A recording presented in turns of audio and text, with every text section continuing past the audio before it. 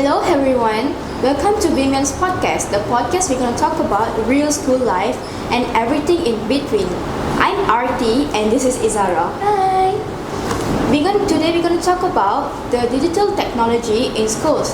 But before that, I'm not going to talk about it alone. We've got a special guest here, which is Teacher Rini. Special effects. Sparkle.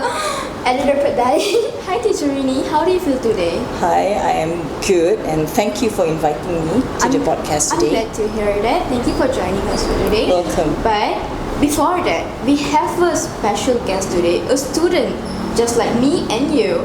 So let's welcome Haris. Applause. Let's add some applause in here. Make it special. Hi Haris, how are you feeling today? Oh, I'm feeling good today. Thank you for inviting me to this podcast. Thank you for joining us for today. Okay, so alright, let's get into it.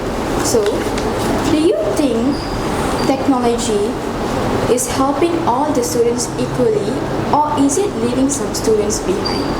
What do you think about that? It's for me. Yeah, you can start for me. first. Okay, now when you talk about technology helping everyone equally, you would be referring to the devices that they have. Yeah. What we have right now is before that, not everyone has the opportunity to use devices. True. Probably not everyone, but due to the COVID, the pandemic, we suddenly were plunged into using those. 5 years after that, although we have almost everyone has a device. I'm talking about the students in WMians, True. the one that I've seen. I'm not talking about those who are from another school. Okay, but you do have those with problems that they don't have internet connection. Yeah, the slow Wi-Fi. Even a slow Wi-Fi, you have Imagine problem if with you're that. like in a- So if you want to talk about equally, no. But if you want to talk as generally, most of them are benefiting from this digitalization technology. It's more easier, to be fair. Like sometimes when I don't find something in like a textbook, if I search in Google, it's like comes up right away. Which I'm probably during when you were in school, I bet they probably didn't have stuff like that. Of course, we don't even have handphones. we don't have the internet. But I remember like the really big, like heavy, like TVs. Did you get to use that? Yes, I got to use that, and I got to use the black and white TV during when I was like 4 years old. Yeah. Before the coming of colored TV. Okay. So I feel so ancient. no, it's not that long ago. I'm really dinosaur here. So during your time, is there any like online apps that you use? Like what do you use for study? How do you study? During studying, Yeah.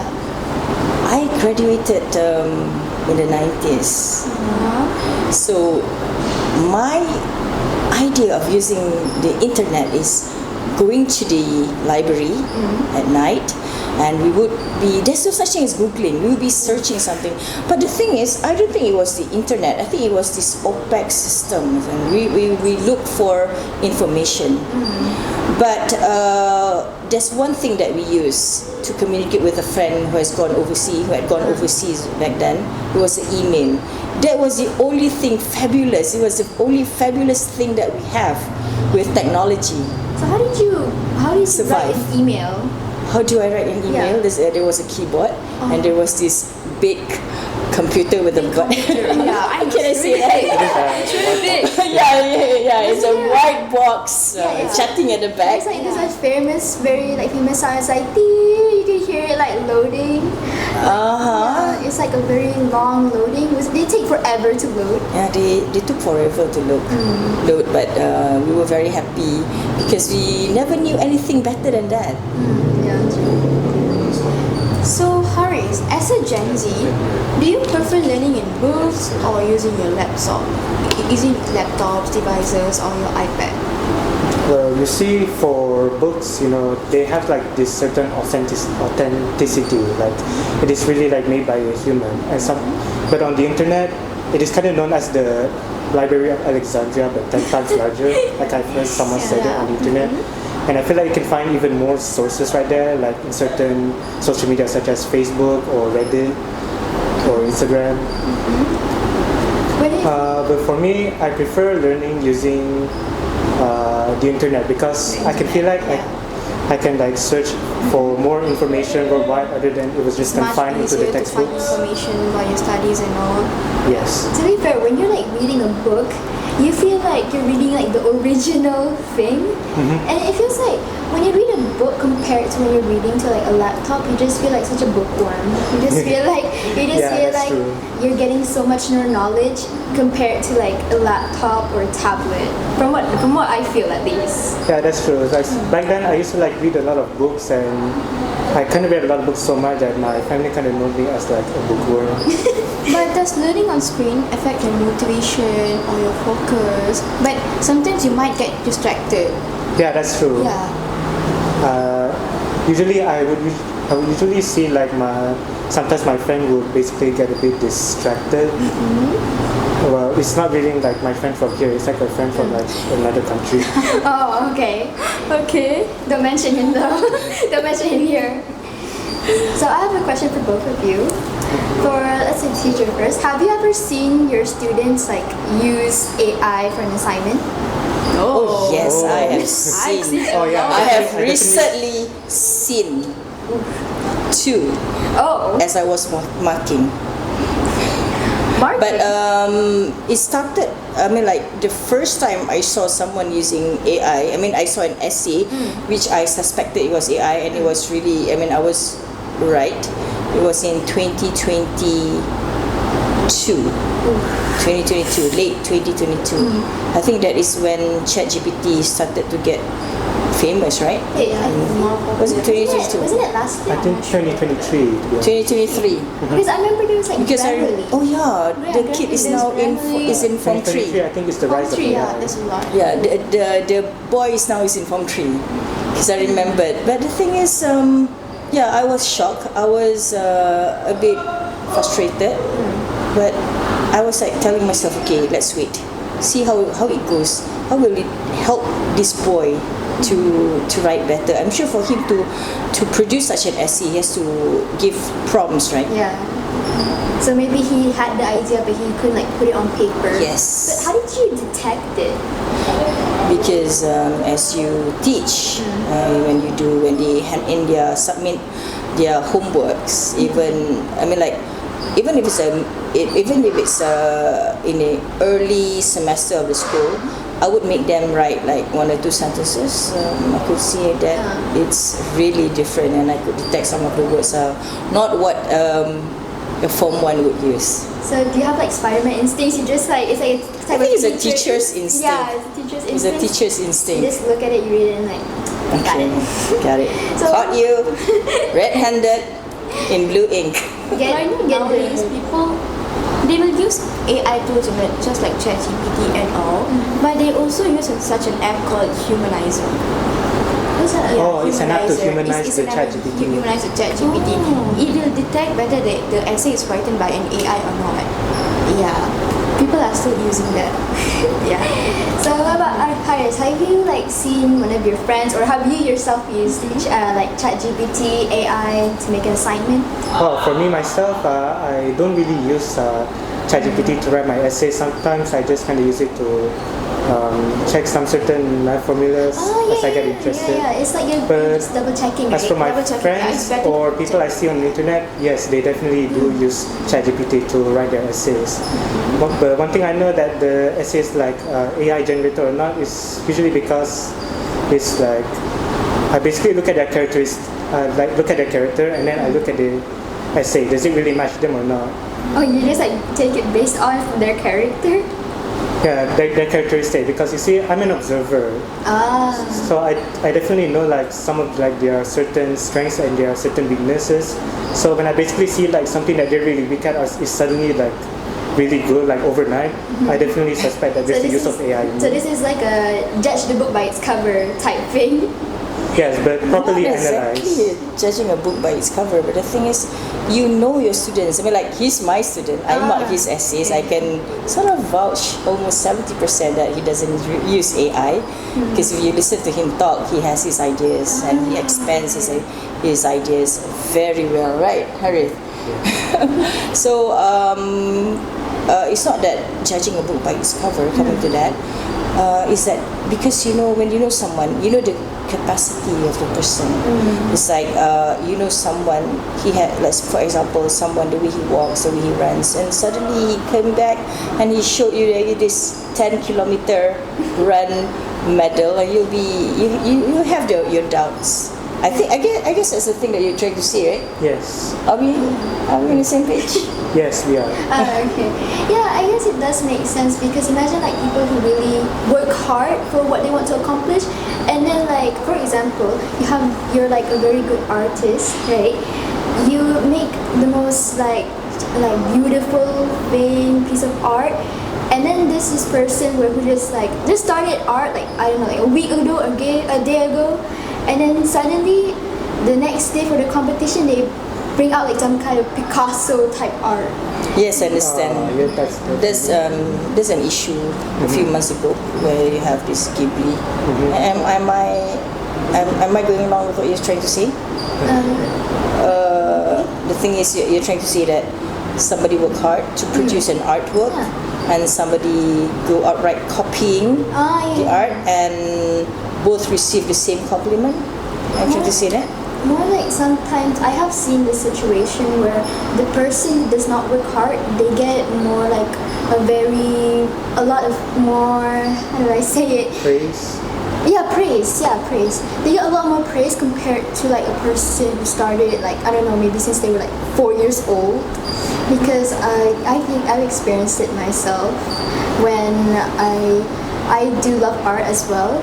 And then I started when I was around 3 years old, so very early. But then I compare it to people who started like at 9 years old, and I just see like the most beautiful, like their colors are so beautiful, their minds are so beautiful, and I'm just like, it's not I'm saying that they're like, how do I say this? They're copying from somebody else. It's more like I feel underestimated, Chantu.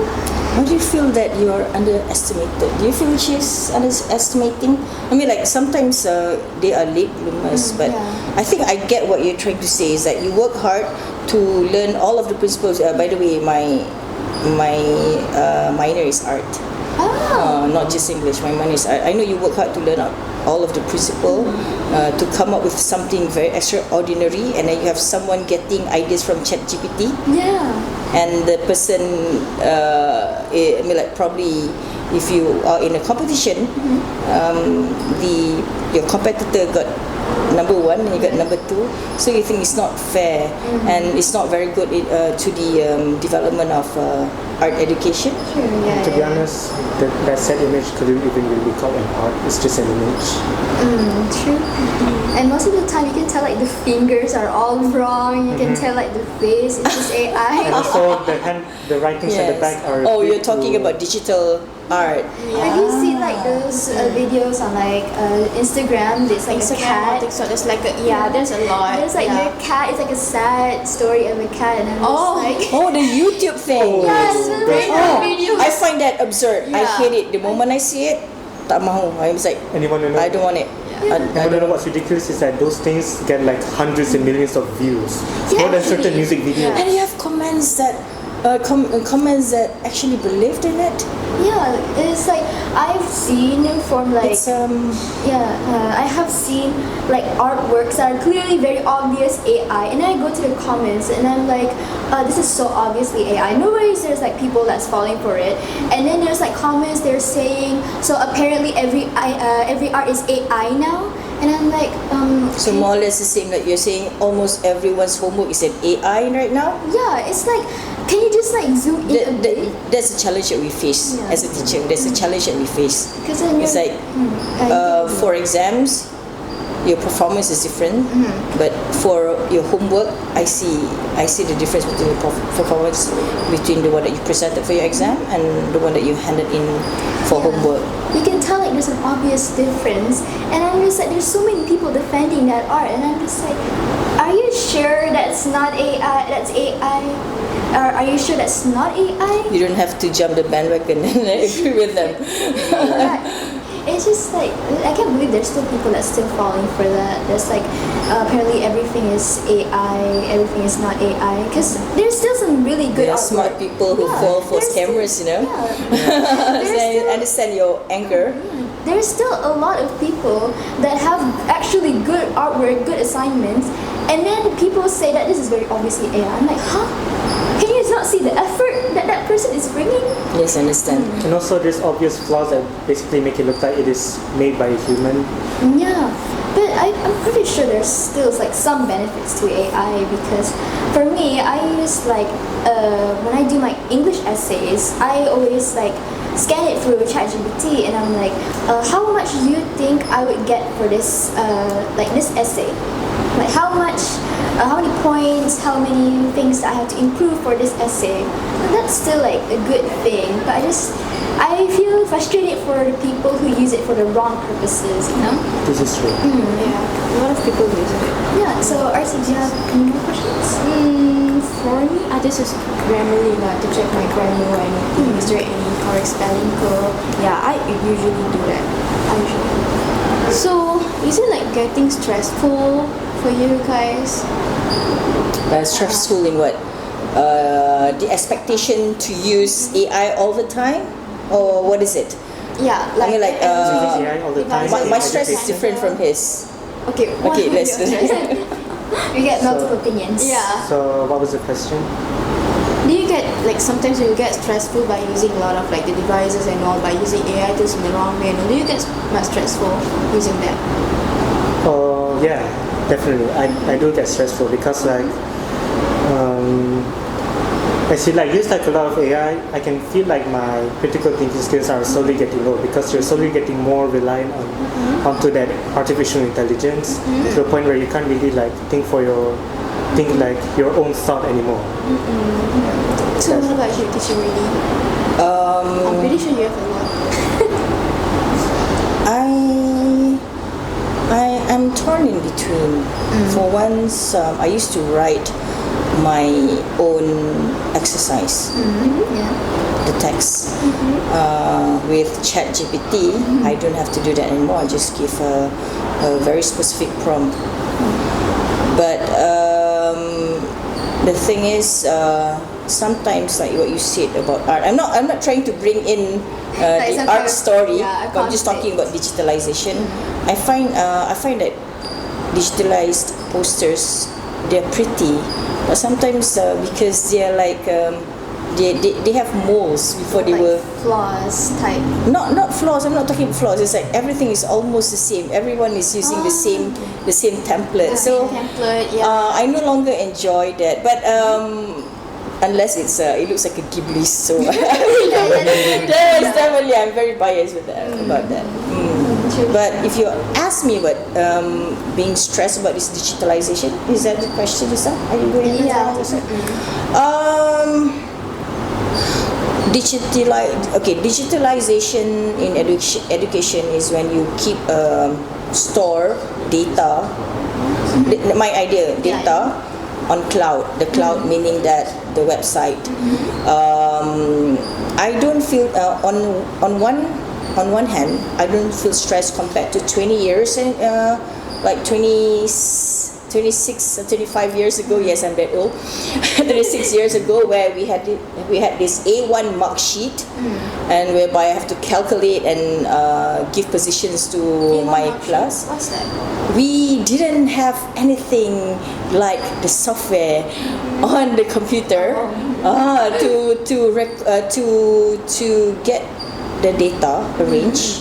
To process the data, we had to do it manually with calculators, and the mark sheet is as big as A1 paper, or maybe like a little bit smaller than the A1 paper. So I am very happy because of this digitalization.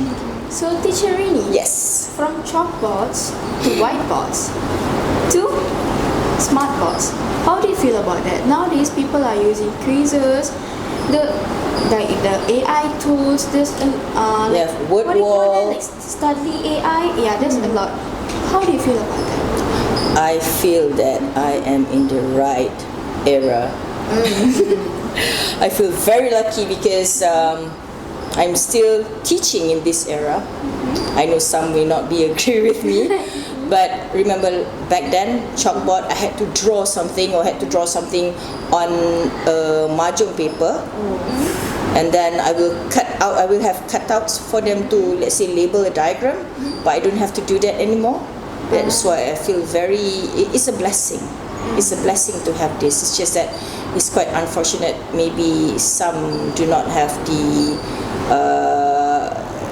opportunity, like slow Wi-Fi. That's it. And some like issues of some students, they have their devices, some students don't have devices. Yes. How does we need to focus on fairness? You know, some people doesn't have the same assets, right? Yeah.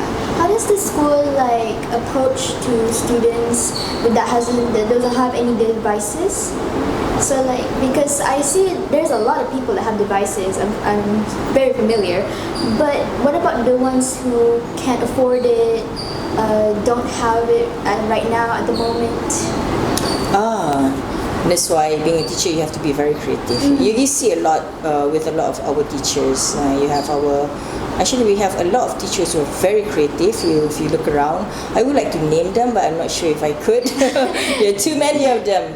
Too many. So they would do some. The fairest that we could do is that we put it in a group, or we give a longer period for you to finish up your assignment, and we also give you something which is physical. So we just juggle between the two. Luckily you didn't mention like any names or something, because this will become like a gossip podcast. No, it's not a gossip no, let's not make it like a gossip podcast.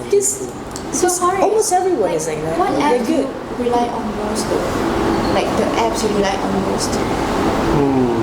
For digital education, I Yes. think the only app that I rely on most is ChatGPT.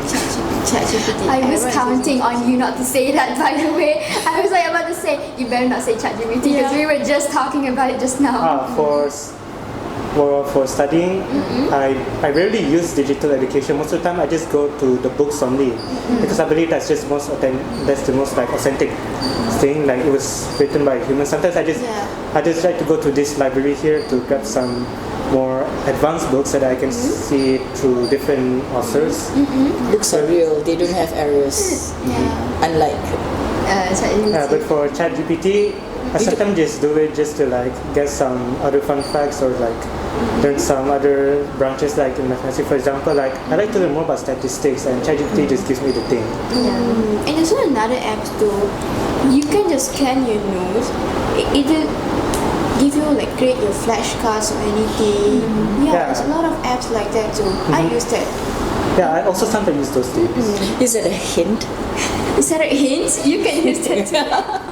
I'll try next week. Okay, I'll try next week. Alright. So what do you think? Like when you're using this like the data technologies, right? Do you think it's a blessing or burden, or it's a bit of both? I think it's a bit of a Like, I need it recipe from a student and also a teacher. I didn't get that.